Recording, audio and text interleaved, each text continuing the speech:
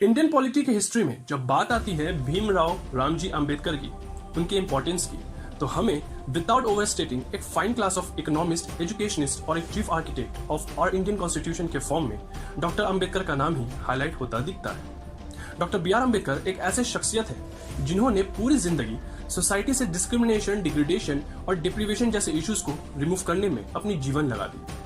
Doctor Ambedkar का जन्म मध्य प्रदेश के एक शहर मऊ में 14 अप्रैल 1891 में एक साकपाल फैमिली में हुआ।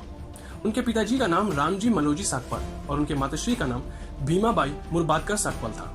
एक बहुत ही सिंपल और हम्बल फैमिली से वो बिलोंग करते थे, लेकिन बचपन से ही काफी बोल्ड और विजनरी माइंडसेट के बदौलत इंडियन फ्रीडम स्ट्रगल में और कॉन्स्टिट्यूशनल एस्टेब्लिशमेंट में एक ग्रेटर लीडर वो साबित हुए। तो चलिए दोस्तों, आज के वीडियो में हम कुछ ऐसे इंटरेस्टिंग फैक्ट्स पे बात करेंगे that will help us see Baba Saheb's legacy in a new light। दोस्तों, एक बार फिर करते हैं आप सभी का स्वागत हमारे चैनल 20 टॉक्स पे। मैं हूं वकार, आप सभी का। यदि आपके भी हैं doctor B R Ambedkar inspiration, तो इस वीडियो को जरूर शेयर करें और बरसाए इस वीडियो पे थोड़ा प्यार। इस वीडियो के स्टार्टिंग में हमने जाना बाबा साहेब के माता पिता का नाम, और यदि आपको याद हो तो उनके नेम्स में अम्बेडकर कहीं भी मेंशन नहीं। इसकी वजह यह है कि बाबा साहेब का सरनेम अंबावाडेकर था, जो उनके नेटिव विलेज अंबावाडे से डिराइव्ड है। अंबावाडे महाराष्ट्र के रत्ना डिस्ट्रिक्ट में बसे एक गांव का नाम है। बाबा साहेब के एक स्कूल टीचर थे जिनका नाम था महादेव अम्बेडकर। उन्होंने बाबा साहेब का सरनेम को अपने सरनेम पे रख दिया, क्योंकि डॉक्टर अम्बेडकर उनके सबसे ओबेडिएंट स्टूडेंट थे। अब जाहिर है दोस्तों, जो शख्स देश की कॉन्स्टिट्यूशन लिख दे, जिसे हर पल देश और देशवासियों के लिए कुछ कर गुजरने की चाह हो, उस महान शख्सियत की डिग्री भी महान ही होती है। एजुकेशन के क्षेत्र में डॉक्टर अंबेडकर का बड़ा रिकॉर्ड रहा है। वो पहले इंडियन थे जिन्होंने डॉक्टरेट हासिल की in economics abroad. Also is the first PhD and double doctorate holder in economics in whole South Asia. मानो उस जनरेशन के वो पहले हाईएस्ट एजुकेटेड इंडियन थे। कोलंबिया यूनिवर्सिटी में बिताए 3 साल में उन्होंने 29 कोर्स इकोनॉमिक्स में किए, 11 हिस्ट्री में, 6 सोशियोलॉजी में, 5 फिलोसफी में, 4 एंथ्रोपोलॉजी में, 3 पॉलिटिक्स में और एक कोर्स एलिमेंट्री फ्रेंच और जर्मन में हासिल किया। आरबीआई को भी कंसेप्चुअलाइज करने में बाबा साहेब का ही योगदान रहा। नीडफुल एलिमेंट्स, वर्किंग स्टाइल और एक कंप्लीट आउटलुक बाबा साहेब द्वारा प्रेजेंट किया गया हिल्टन यंग कमीशन में, जिसे royal commission on Indian currency and finance भी कहा जाता है। कमाल की बात यह है कि इस कमीशन के हर मेंबर के पास डॉक्टर अम्बेडकर की वो किताब the problem of the rupee, its origin and solution की एक कॉपी मौजूद रहती थी। डॉक्टर अम्बेडकर इस बात को अच्छी तरह जानते थे कि रूपी के जो भी इश्यूज है वो डोमेस्टिक इन्फ्लेशन से जुड़ी है। उन्होंने अपने थीसिस के प्रीफेस में यह बात भी मेंशन किया था कि जब तक हम अपने जनरल परचेजिंग पावर यानी कि सामान्य क्रय शक्ति को स्टेबलाइज ना कर लें, तब तक हमारे इंडियन रूपी में कोई भी स्टेबिलिटी हासिल हम नहीं कर सकते। उस पूरे एस्टेब्लिशमेंट कंसेप्ट को 1934 के आरबीआई एक्ट के फॉर्म में लेजिस्लेटिव असेंबली में पेश भी किया गया था। 1927 के महर सत्याग्रह डॉक्टर अंबेडकर के राजनीतिक विचार और कार्य में एक निर्णायक मोमेंट था।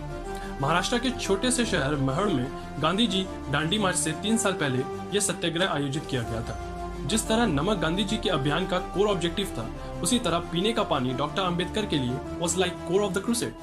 इस सत्याग्रह में महड़ के शादार लेक का पानी पीने के लिए दलितों का एक ग्रुप तैयार किया गया। यहाँ डॉक्टर अंबेडकर ने केवल दलित को पानी पीने के राइट्स के लिए ही नहीं, बल्कि उन्होंने दलित इमेंसिपेशन की मानो सीट सोइंग भी कर दी।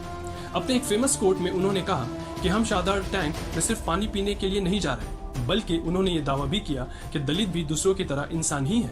उनका कहना था कि इस सत्याग्रह से यह स्पष्ट होना चाहिए कि इस बैठक को समानता स्थापित करने के लिए बुलाया गया है। 1942 से 1946 तक डॉक्टर अंबेडकर वाइसरॉयज काउंसिल में लेबर मेंबर रहे। इस पोजीशन में रहकर उन्होंने काफी सारे लेबर रिफॉर्म्स किए। 1942 के इंडियन लेबर कॉन्फ्रेंस के 7th सेशन, जो कि न्यू दिल्ली में हेल्ड हुई, वहां उन्होंने लेबर्स के लिए वर्किंग आवर्स को 12 घंटे से लेकर 8 घंटा कर दिया। साथ ही उन्होंने वर्कर्स के लिए dearness allowance, leave benefits, employ insurance, medical leave, equal pay for equal work और मिनिमम वेजेस जैसे कई सारे न्यू फैसिलिटीज को इंट्रोड्यूस किया।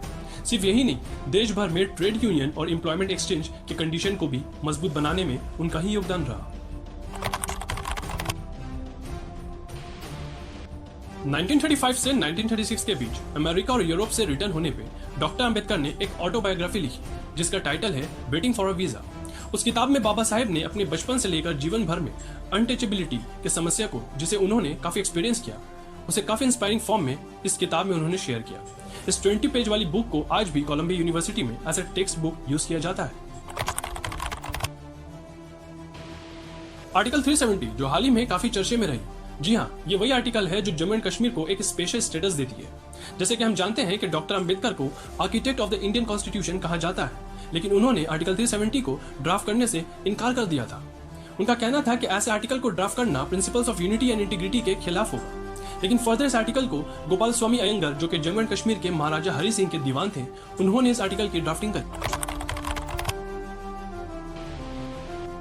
इंडियन पार्लियामेंट द्वारा हिंदू कोड बिल को ड्रॉप करने पर डॉक्टर अंबेडकर ने अपने पहले लॉ मिनिस्टर के पद से इस्तीफा दे दिया था। इस बिल के दो मुख्य उद्देश्य थे। पहला ये कि हिंदू वुमेन को उनके ड्यू राइट्स उन्हें देकर उनके सोशल स्टेटस को एलिवेट करना, और दूसरा सोशल डिस्पैरिटीज और कास्ट इनइक्वालिटी को एंड करना था। इस बिल के कुछ फीचर्स भी थे, जैसे कि महिलाओं का फैमिली प्रॉपर्टी इनहेरिट करना, बच्चे अडॉप्ट करना, अनटेनेबल मैरिज को डिवोर्स देने के राइट्स महिलाओं को भी देना, विडोज और डिवोर्सेस के लिए remarriage rights, intermarriage rights, adopting kids of any caste जैसे और भी रिफॉर्म्स। देखा जाए तो बाबा साहेब दलित के साथ साथ महिलाओं के लिए भी एक स्टॉन्च सपोर्टर थे। उनका कहना था कि समाज में विकास समाज के औरतों के विकास से जुड़ा है। वो चाहते थे कि देश की महिलाएं देश के नौजवानों के साथ कंधे से कंधे मिलाकर खड़ी हो। उनका कहना था कि यदि देशवासी इस बात का पालन करते हैं तो देश के सम्मान और गौरव उन्हें प्राप्त हो। वेल दोस्तों, ये तो थे कुछ interesting facts related to doctor Ambedkar life and political career. पर अब चलिए एक नजर उससे भी ज्यादा इंटरेस्टिंग कुछ ऐसे अंबेडकर लेसन्स पे डालते हैं जिन्हें जानकर आप हैरान हो जाएंगे कि जिन बातों के रेलेवेंस 70 साल पहले नहीं दिखते थे, आज आजादी के 70 सालों के बाद कुछ ज्यादा ही दिखते हैं। डॉक्टर अंबेडकर किसी समस्या के समाधान के लिए पॉपुलर प्रोटेस्ट को यूज करने के खिलाफ थे। अंबेडकर के अनुसार सिविल डिसोबीडियंस और नॉन कोऑपरेशन जैसे प्रोटेस्ट मैनर्स को भविष्य में छोड़ दिया जाना बेटर होता, क्योंकि एज पर बाबा साहेब ये केवल अराजकता की ओर हमें ले जाता है। डॉक्टर अंबेडकर ने जो दूसरी थ्रेड की बात करी थी, उसके आज के समय हम सभी विटनेस हैं, मगर कोई इस बात पर चर्चा करना ही नहीं चाहता, और वो ये कि किसी एक पर्सन पे ब्लाइंडली फेथ करना। अन्य शब्दों में कहे तो हीरो वर्शिपिंग और अंधभक्ति। उनका क्लियरली कहना था कि हीरो वर्शिपिंग एक ऐसी एविल प्रैक्टिस है जो डायरेक्टली हमें डिग्रेडेशन और डिक्टेटरशिप की ओर ले जाता है। अपने लास्ट लेसन में उन्होंने इस बात के लिए अर्ज किया कि Indians should fight for the equal social and economic democracy, और ये भी उन्होंने कहा कि we should never settle merely for an equal political democracy, क्योंकि उनका कहना था कि यदि इक्वल पॉलिटिकल डेमोक्रेसी रही और देश में अनइक्वल सोशल और अनइक्वल इकोनॉमिक कंडीशन रहे तो यह सीधे देश को मानो डूम्सडे के करीब ले जाएगा।